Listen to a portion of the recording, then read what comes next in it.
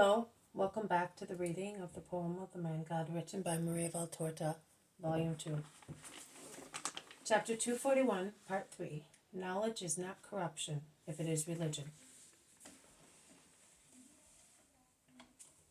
Jesus, still sitting, begins to speak as if he were just giving a simple lesson to his apostles.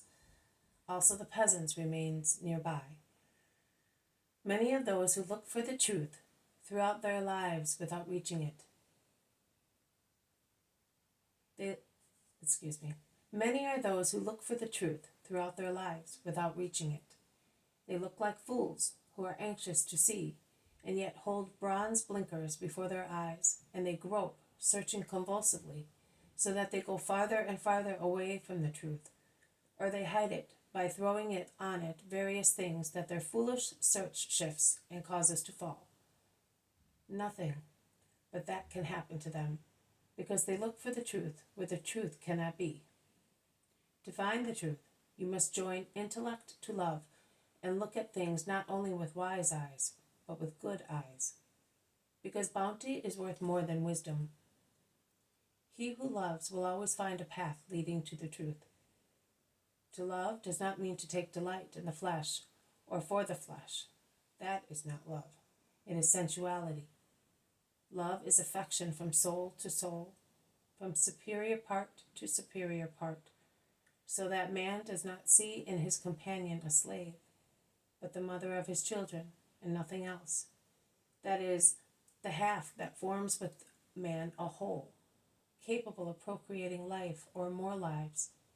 That is, the companion who is the mother and sister and daughter of man, who is weaker than a newborn baby or stronger than a lion, according to circumstances, and who, as mother, sister, and daughter, is to be loved with confident, protective respect. Whatever is not what I say is not love. It is vice. It does not lead upwards, but downwards, not to the light, but to darkness, not to the stars, but to filth. You must love your woman to be able to love your neighbor, and you must love your neighbor to know how to love God. And the way to the truth is found. That is where the truth is. O men who are looking for it, the truth is God. That is where the key to understand knowledge is to be found. The faultless doctrine is God's doctrine. How can man answer all his questions if God is not with him to give him the answers? Who can disclose the mysteries of creation? Only and simply those mysteries, but our Supreme Maker, who made creation. Who can understand the living marvel, which is man, the being in whom the animal perfection is united to the immortal perfection, which is the soul, whereby we are gods? If our souls are alive, that is free from those actions which would abase a brute, and which, however, man commits, and of which he is proud. O men searching for the truth, I will repeat Job's words to you. If you would learn more, ask the cattle. Seek information from the birds of the air. The creeping things of the earth will give you lessons, and the fishes of the sea will tell you all. Yes, the earth, its verdant, flowery earth, the fruit swelling on trees, the proliferating birds, the winds blowing clouds, the sun that for centuries and millennia has risen unerringly. Everything speaks of God. Everything explains God.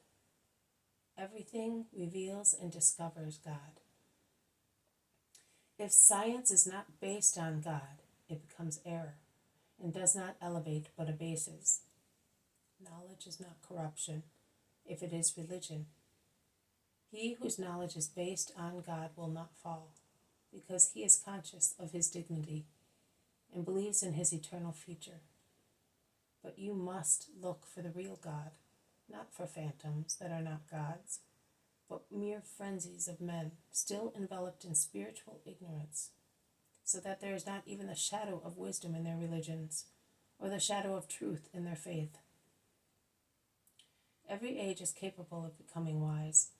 Nay, once again in Job it is written, "At dusk a noonday light will rise for you, And when you think your end has come, you will rise like the morning star. You will be full of confidence because of the hope waiting for you. Goodwill is sufficient to find the truth, which sooner or later will be found. But once it has been found, woe to those who do not follow it, but imitate the obstinate people of Israel, who, although already in possession of the thread to find God, that is, everything written in the books about me, will not surrender to the truth. Nay, they hate it, amassing in their minds and hearts the barrenness of hatred and formulae. And they do not know that, because of excessive weight, the earth will open under their steps, which they think are the steps of triumphers, whereas they are the steps of slaves of formalism, of hatred, of selfishness. And they will be swallowed up and will be thrown headlong into the abyss, where those go who are consciously guilty of paganism, that is more guilty than the heathenism that people have adopted by themselves in order to have a religion on which to base their behavior. As I do not reject those who repent amongst the children of Israel, so I do not reject those idolaters who believe in what they were given to believe, and who inwardly implore, "Give us the truth." I have spoken to you. Let us rest now under these green trees, if this man will allow us. We shall go to Cana in the evening. Lord, I am leaving you, but as I do not wish to desecrate the wisdom that you have given me, I will leave Tiberias this evening. I am going away from this country. I will retire to the coast of Lusitania with my servant. I have a house there. You have given me much. I realize that you cannot give more to the old Epicurean, but what you have given me is enough to enable me to build up my mind. And pray your God for old Crispus. He was your only listener in Tiberias. Pray that I may hear you again before Libitina clasp me, so that through the capability which I think I will be able to create within me, I may understand you and the truth better. Hail, Master. And he salutes in the Roman way. When he passes near the women who are sitting a little aside, he bows to Mary of Magdala and says, "Thank you, Mary. It was a good thing that I knew you.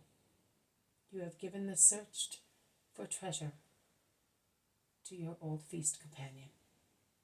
If I arrive where you already are, I will owe you that. Goodbye." And he goes away. The Magdalene presses her hands against her heart, and her face shows wonder and radiance. Then she drags herself on her knees before Jesus. "Oh Lord, so it is true that I may lead people to good? Oh my Lord, that is too kind of you." And bending until her face touches the grass, she kisses Jesus' feet and wets them once again with tears, the tears of gratitude of the great lover of Magdala. This has been a reading from the poem of the Man God, written by Maria Valtorta, Volume 2. Chapter 241, Part 3. Knowledge is not corruption, if it is religion. Thank you for listening. I will see you tomorrow. May God bless you, and may peace be with you.